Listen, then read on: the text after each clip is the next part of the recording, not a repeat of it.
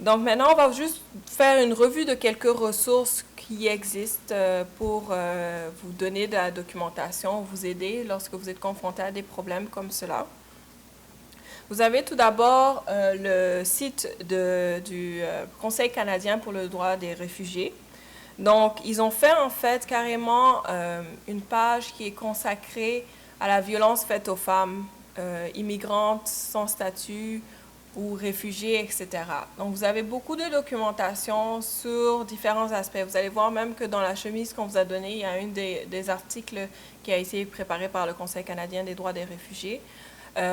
Donc, vous avez beaucoup de documentation sur différentes questions qui touchent les femmes immigrantes sans statut et réfugiés. Donc, je vous y réfère et vous pourrez trouver de la documentation bien pertinente là-dessus. Il y a aussi des sites web qui parlent de la droit de famille. Vous pouvez les consulter. Ils ont aussi une section par rapport aux personnes immigrants sans statut. Alors, je suggère vous regardez ce site. On n'a pas parlé beaucoup de la droit de famille ici parce qu'on n'est pas spécialiste en droit de famille. Il y a aussi, Aminata va parler de la ligne des conseils sommaires. Puis parlons de, excusez-moi, avant qu'on rentre dans les conseils sommaires, parlons par exemple, en droit de la famille, en droit criminel. Si une femme est victime de violence, puis elle veut une interdiction une ordonnance d'interdiction de communiquer, c'est possible que, même si elle est sans statut, elle peut quand même faire la demande pour avoir cela. Toutes les recours qui existent en droit de la famille, pension alimentaire, etc., c'est pas lié à votre statut. C'est lié à votre condition familiale. Donc, il ne faut pas qu'elle ait peur à ce niveau-là d'entamer des démarches. Ensuite, maintenant, par rapport à la ligne des conseils sommaires, vous avez, nous au Centre francophone, on a une ligne de conseils sommaires, c'est-à-dire que c'est une ligne que vous pouvez contacter qui est confidentielle et la personne va vous donner des conseils sommaires sur une question juridique que vous avez. Donc, c'est des conseils. En général, si le cas est trop compliqué, elle va vous encourager à aller voir un avocat. Néanmoins, elle peut vous donner de l'information générale. Et dans le cadre de notre ligne, c'est une femme qui répond aux appels. Donc, c'est peut-être plus... les personnes vont peut-être se sentir plus à l'aise si elles sont des femmes victimes de violences. Donc, cette ressource-là existe. Et il y a d'autres cliniques aussi. Malheureusement, les indications ne sont pas écrites sur la présentation, mais vous avez aussi la clinique de Vanier, qui a une ligne de conseil sommaire que vous pourrez probablement trouver dont vous pourrez probablement trouver le numéro sur Internet. Donc, vous pouvez les contacter. Vous avez aussi la clinique bilingue de Hamilton et vous avez aussi la clinique de Windsor qui ont des lignes de conseil sommaire qui sont ouvertes aux personnes qui veulent avoir des conseils juridiques par rapport à leur cas. Et vous avez aussi la ligne de conseil du barreau, qui est en fait un service de référence du barreau. Donc, vous pouvez contacter cette ligne-là et le barreau de l'Ontario va vous mettre en contact avec un avocat dans votre région qui pourra vous aider par rapport à votre situation. Et normalement, vous avez droit à une consultation de 30 minutes qui est gratuite. Bon, maintenant, par la suite, il va probablement falloir payer, mais au moins, vous pouvez avoir une bonne idée par rapport à un dossier en particulier, quelles sont vos options avec ce 30 minutes de consultation que vous avez de gratuit. Ma question, c'est un petit peu plus, c'est pas hors du sujet, mais c'est un peu plus une frustration que j'ai par rapport à des gens qui se nomment agents conseillers en immigration. D'abord, peut-être que je dois peut-être demander, c'est quoi la différence entre un avocat en immigration et puis un conseiller en immigration, comme un conseiller au niveau privé? Est-ce que vous pouvez me dire la différence? Un consultant en immigration, si je me rappelle bien, c'est une personne qui est spécialisée en immigration, c'est-à-dire qu'elle va avoir une formation, je pense que c'est de 6 mois à peu près, bon, dépendamment, spécifiquement sur le droit de l'immigration. Donc, on va apprendre comment faire les différentes demandes d'immigration, comment représenter une personne à la commission, etc.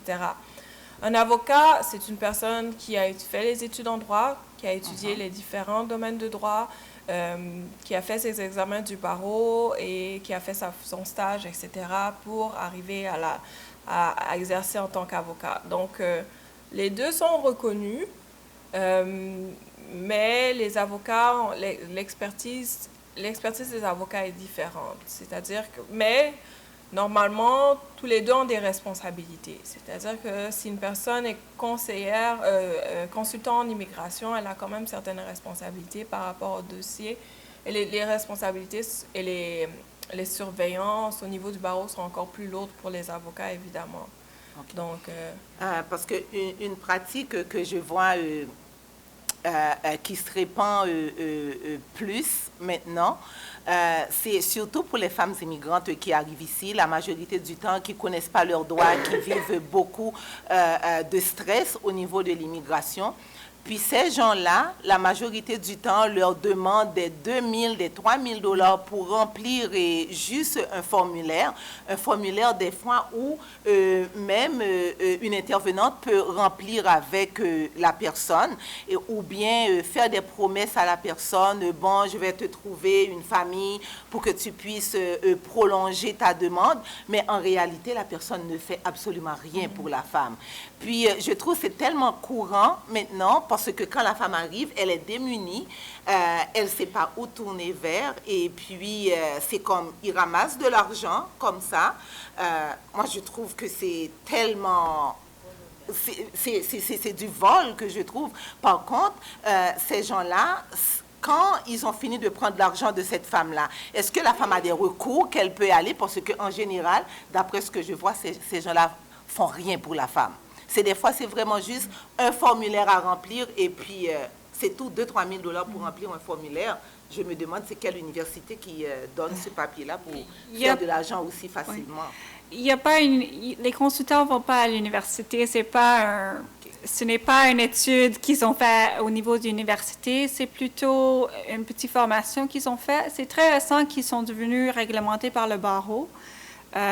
Vous pouvez déposer une plainte au barreau si vous voulez, mais c'est très récent qu'ils ont été réglementés par le barreau. Normalement, on suggère à les personnes de voir un avocat. S'il veut être représenté par un consultant parce que les frais sont moins, d'essayer au moins d'avoir une consultation avec un avocat avant d'aller à un conseiller en immigration. Moi, je dirais définitivement qu'il faut magasiner avant de choisir un avocat ou un consultant et ne pas simplement se fier aussi à ce qu'on dit. Parce que si je me fie sur mon ami dont la demande a été acceptée avec cet avocat-là, peut-être que mon cas est différent, peut-être que ça ne va pas passer aussi facilement. Donc, premièrement, il faut magasiner, c'est-à-dire renseignez-vous, appelez différents avocats, essayez d'avoir une estimation des coûts pour chacun des avocats. Puis c'est sûr que des fois, je dis à Zadia, si j'étais dans la pratique privée, je serais riche. Mais c'est pas tous les avocats non plus qui demandent des prix exorbitants pour certaines demandes. Mais définitivement, il faut magasiner, se renseigner sur les coûts à peu près pour chacune des demandes, puis bien faire le choix avant de décider de procéder avec un avocat. Puis il faut aussi s'assurer que le mandat est bien défini par rapport à ce que l'avocat va faire pour vous. Normalement, ils ont les obligations d'avoir un mandat bien défini. Ce n'est pas tout le monde qui le fait, mais ils devraient normalement définir qu'est-ce qu'ils vont faire pour vous, jusqu'à quelle étape ils vont se rendre, quels sont les coûts qui sont reliés, etc.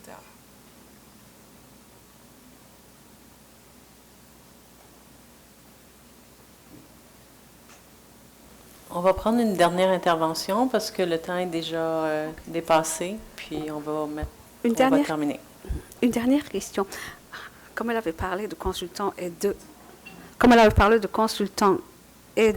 d'avocats, j'aimerais savoir le représentant.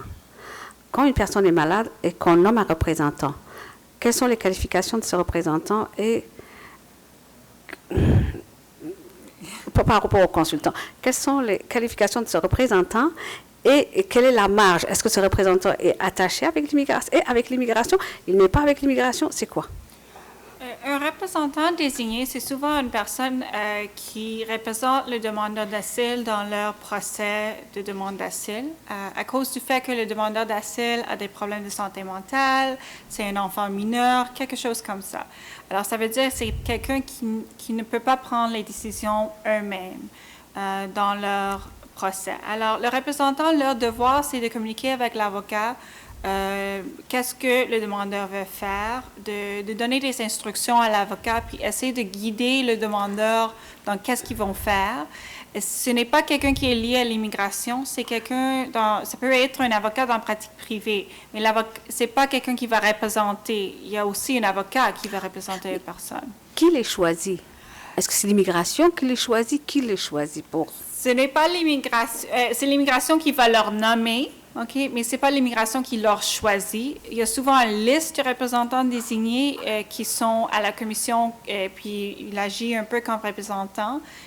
Puis c'est plutôt le demandeur qui va leur chercher. Nous, au Centre francophone, normalement, on cherche le représentant désigné, puis c'est quelqu'un qui a agi des fois dans le passé comme un représentant désigné, puis il est reconnu par la commission comme quelqu'un qui l'a fait. Ouais. OK. Alors, comme on a dit, il y a toujours le site web de l'immigration que vous pouvez consulter pour l'information. Aussi, juste un dernier avis, notre clinique aussi, les services des juridiques du Centre francophone, ils ont commencé un nouveau projet avec les juridiques.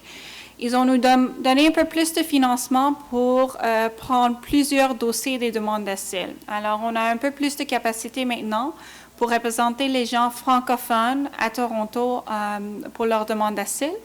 Alors, normalement, les gens sont référés chez nous, puis au lieu d'avoir un certificat, ils ont une référence pour nous le représenter dans leur demande d'asile. Alors, bien sûr, c'est un projet qu'on veut continuer avec les juridiques. Alors, si vous pensez que vous avez quelqu'un, un demandeur d'asile, vous pouvez leur envoyer chez nous, puis on peut voir si on peut leur aider parce qu'on a plus de capacité maintenant à aider les gens. OK, c'est tout. Merci.